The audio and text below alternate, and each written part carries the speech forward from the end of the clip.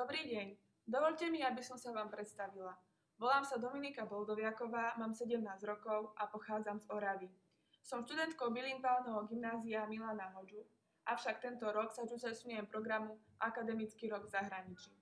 Študujem vo Veľkej Británii na Gloucestershire College, kde sa venujem štúdiu predmetov ako biológia, chémia, matematika, štatistika a anglický jazyk. Vo svojom voľnom čase sa taktiež venujem samoštúdiu francúzskeho jazyka.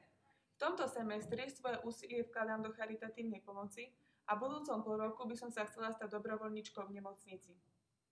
Keď som mala 12 rokov, moja mamina zomrela na rakovinu. Práve preto som sa rozhodla, že by som chcela pomáhať chorým ľuďom a venovať sa výskumu rakoviny. Už od malička som mala záľubu v prírodovedných predmetoch a jazykoch.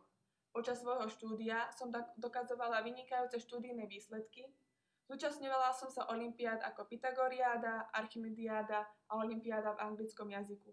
Navštevovala som taktiež hodiny, keďže hudba je jednou z mojich neodmysliteľných súčastí života. Mám veľmi rada deti a práca s deťmi ma nesmierne baví. Pravdepodobne by som sa chcela stať pediatričkou, preto sa taktiež venujem práci animátorky.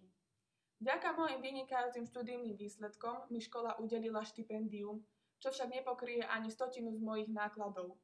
Hoci sa mi život v Veľkej Británii nesmierne páči, je veľmi finančne náročný. Možné financie z AXA fondu by som využila na pokrytie financií na cestovanie, ubytovanie a školské poplatky. Pevne verím, že sa mi podarí môj sen uskutočniť, úspešne vyštudovať medicínu a tak sa stať doktorkou.